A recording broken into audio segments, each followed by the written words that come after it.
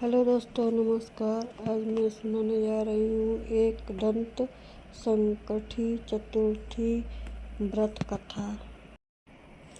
जेठ मास के कृष्ण पक्ष की चतुर्थी तिथि को एक दंत संकठी चतुर्थी मनाई जाती है, जो भगवान गणेश ने अनेक रूप में से एक दंत को समर्पित होते हैं। इसलिए व्रत रखने वाले को जीवन की परेशानी और विघ्नों से छुटकारा प्राप्त होता है।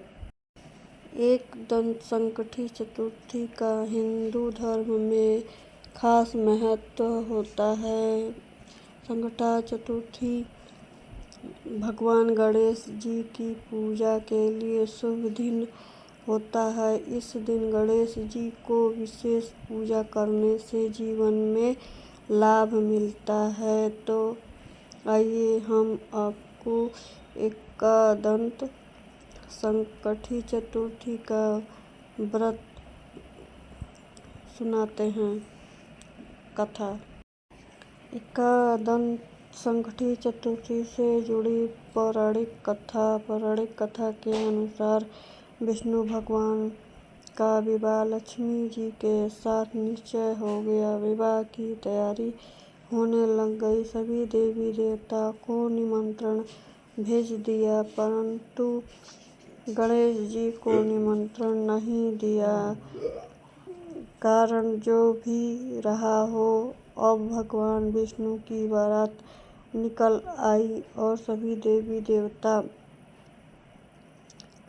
अपने पत्नियों के साथ विवाह समारोह में आए और उनको सबने देखा कि गणेश जी दिखाई नहीं दे रहे हैं।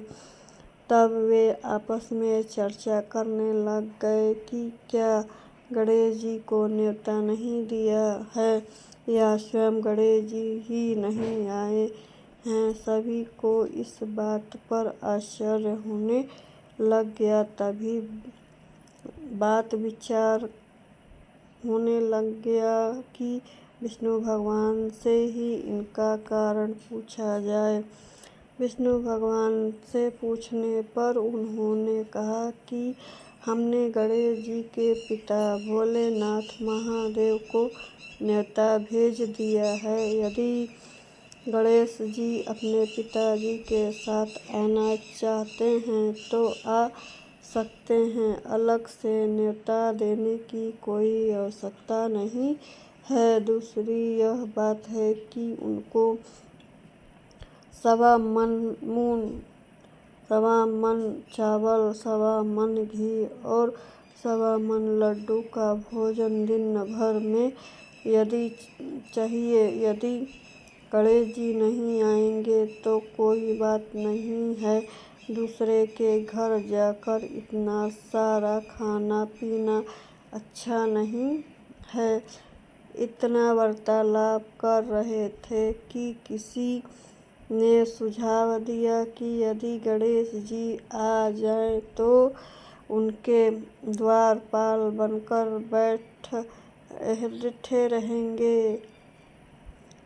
आप घर का ध्यान रखना। आप तो चूहे पर बैठकर धीरे धीरे चलेंगे तो बारात बहुत पीछे रह जाएगी। यह सुझाव सबको पसंद आ गया तो विष्णु भगवान ने अपने सहमति दे दी। यदि गणेश जी वहां आ पहुंचे और उन्होंने समझा बुझा कर घर की रखवाली करने के लिए बैठा दिया, बारात जल्दी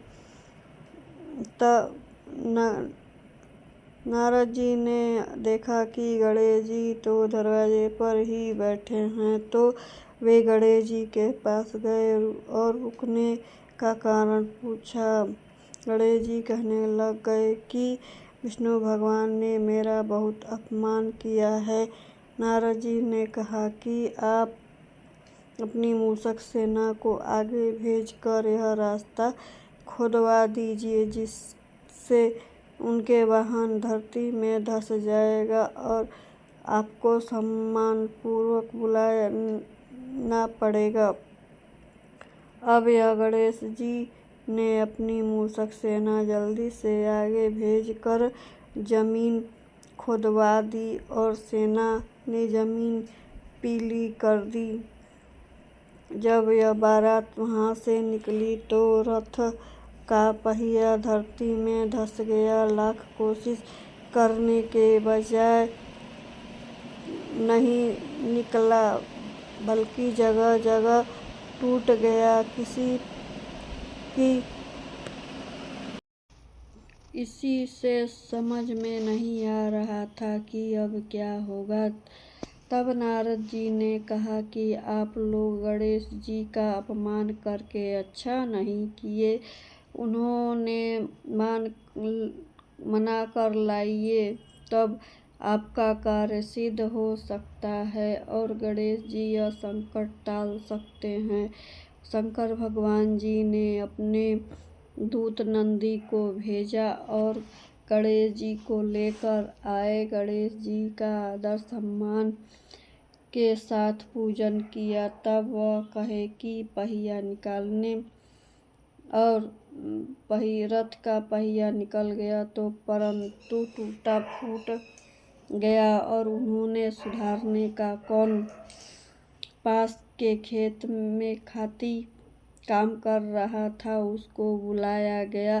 खाती अपना काम छोड़कर सबसे पहले श्री गणेश नमः कहकर गणेश जी का वंदना मन ही मन में करने लग गया। देखते देखते खाती ने सभी पहियों को ठीक कर दिया। तब वह कहने लग गया, हे देवता, आप सर्वप्रथम गणेश जी को नहीं मनाया होगा और न ही उनकी पूजा की होगी, इसलिए यह गणेश जी का पूजन करते हैं और ध्यान लगाने पर आप लोग तो देवतागण भी सभी तो आपके सब काम बन जाएंगे और यह कोई संकट भी नहीं आएगा।